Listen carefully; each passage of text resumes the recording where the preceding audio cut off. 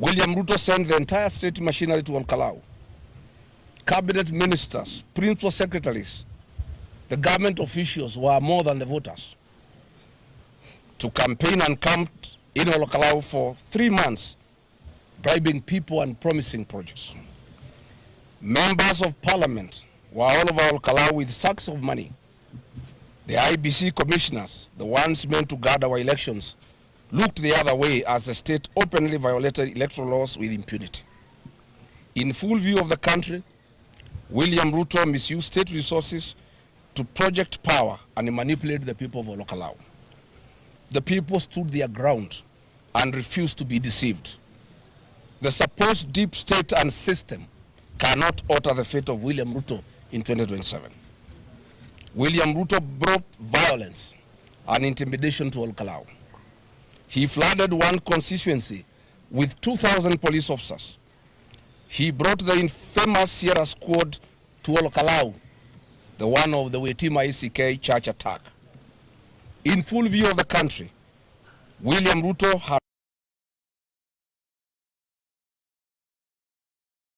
dating voters and trying to seize polling stations in attempt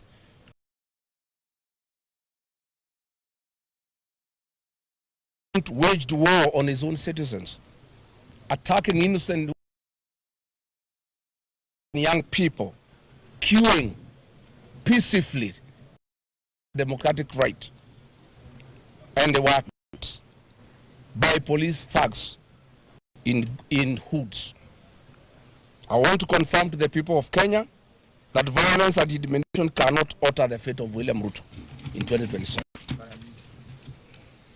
To the people who fear William Ruto's ruthless nature and what he is capable of, I ask them to be at ease.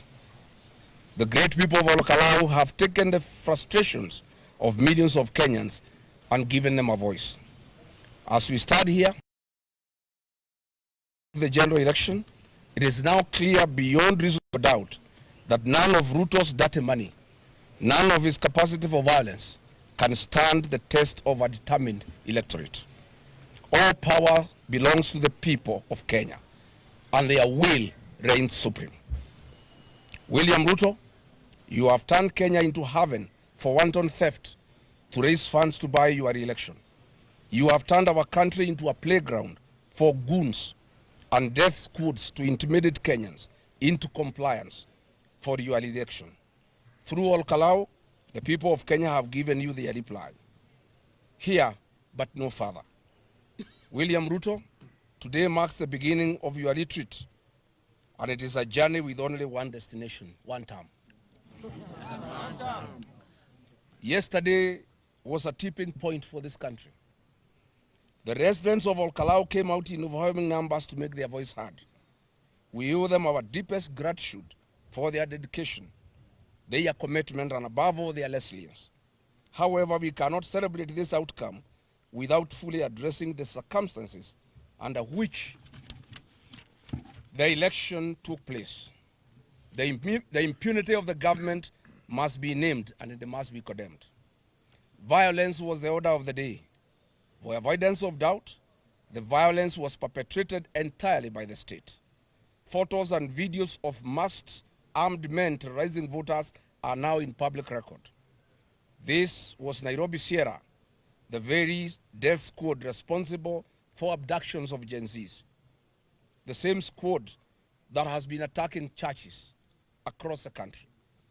Yesterday, this squad, together with goons and plainclothes police officers, stormed polling stations in a coordinated attempt to disrupt the counting.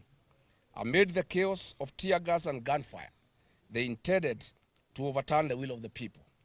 The 2,000 police officers deployed under the pretense of keeping order and preventing violence stood idly by and did nothing to intervene.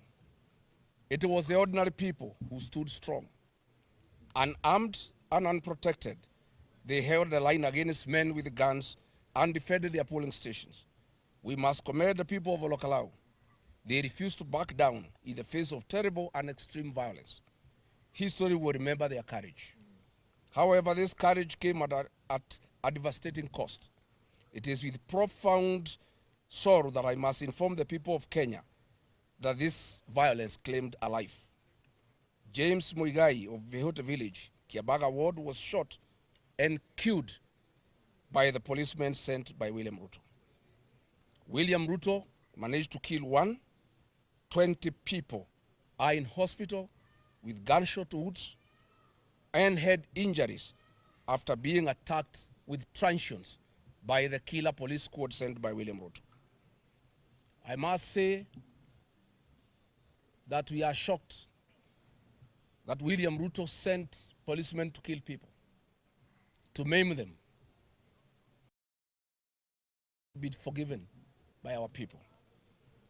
These rogue policemen raped our women, elderly women, middle-aged women, and young girls. So far, 68 women have reported to us that they were raped by the hooded thugs sent by William Ruto. Yet they cannot report the attacks to the police because they were raped by the policemen.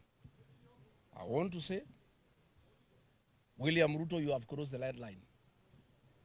Raping our women is unforgivable, and you shall pay for it. Yes. You shall pay for it. Yes. And as they raped the women, they maimed them, telling them that they must know that William Ruto is the president of Kenya, and they can do whatever they want and nobody will take them anywhere. Given this tragedy, there must be accountability. It would be inexcusable not to call out the people responsible for this. It is important for the people of Kenya to know exactly who the architects of this bloodshed be allowed to continue to hide in the shadows. The killer gangs were authorized by the Minister for Goonism and extrajudicial killing in Kenya. These police units operated in Olkalau yesterday. There were 3 groups. One was commanded by Madeira Member of Parliament Eric Wamumbi and his wife Betty Maina, the women rep for Murang'a. The second squad was commanded and taking orders from one Dennis Itubi. The third group was taking orders from Charles Karondo, the board chairman of the Communications Authority. The goons terrorizing the constituencies were coordinated by Nakuru Town East Member of Parliament David Gekaria, Kiambu County Women's Representative Anne Wamunyoro, the Nyandarua County Women Representative Faith Gitau, Kiambaa Member of Parliament John Kawanjiku, nominated MP Sabina Chege, Bahati Member of Parliament Irene Joki, and Bere North MP Mr. Wamudende. The financing of all the violence that took place in Olkalau was coordinated by Kimani Ichung'wa, who was collecting money from William Ruto and giving the money to the teams on the ground. All of it was done under the express authority of William Ruto, who was giving the money and who okayed the attacks on the population and the raping of women, and with the operational support of Kipchumba Murkomen. So when Murkomen promises an investigation into men wielding weapons that only the police has access to, you ask yourself, how stupid does he think Kenyans are? He wants us to believe automatic rifles paraded openly in a constituency packed with 2,000 police officers went unnoticed by security agencies for over 12 hours. It is insulting that he thinks anyone can believe that. If Murkomen has called for an investigation, he must call for an investigation into his own person because he is the one who authorized these attacks in Olkalau. As we speak, the DCI Olkalau arrested our young people, the Gen Zs, on trumped-up charges. Some have been taken to court, and others are reported missing. We'll go on to state throughout the electoral period. They have said nothing. The returning officers, the presiding officers, and the clerks did a commendable professional job. The commissioners have proven they cannot be trusted.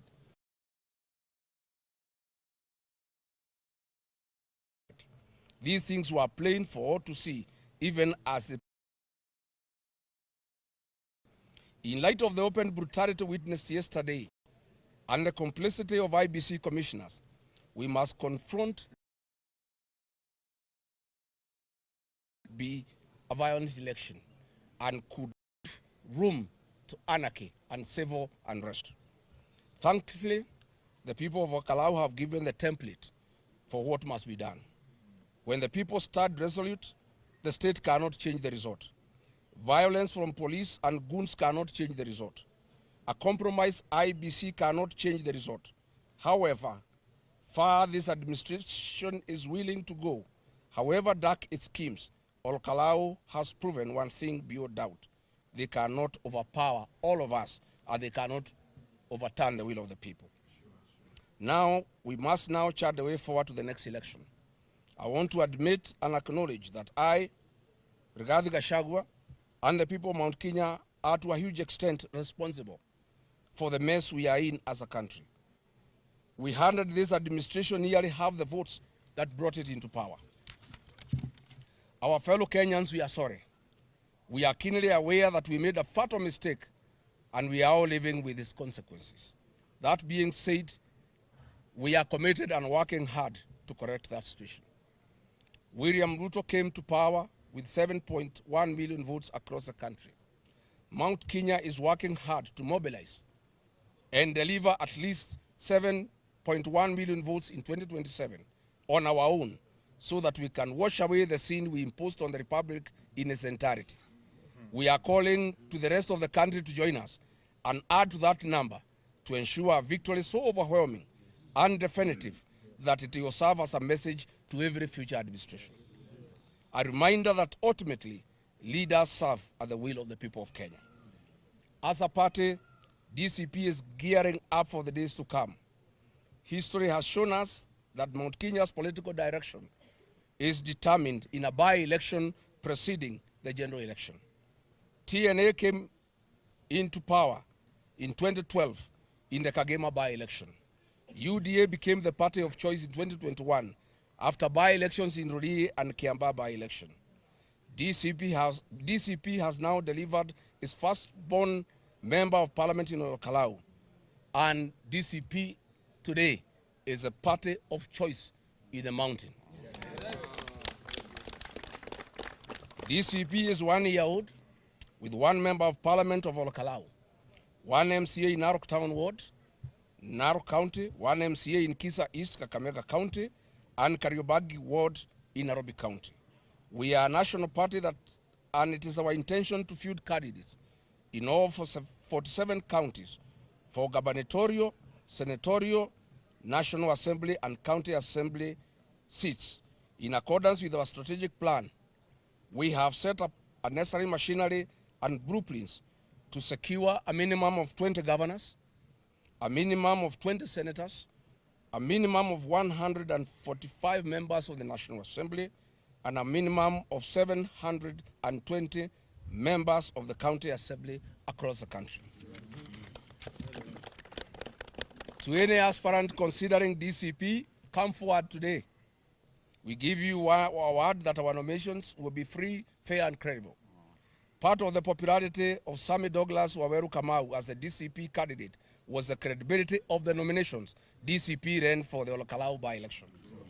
That standard is not a one-time event. It is our foundation, and we will not lower it. For the avoidance of doubt, this by-election marks the death of UDA in this region. William Ruto knows it, and we are aware he is already scheming. He intends to introduce different colored wheelbarrows to accommodate his allies, who now know they cannot survive with the UDA in the upcoming by-election. But we are watching him. We are aware of a small wheelbarrow coming up in Muranga. We'll announce it and shout about it when it is done. We also know that he intends to introduce small presidential candidates in the mountain to divide the mountain vote.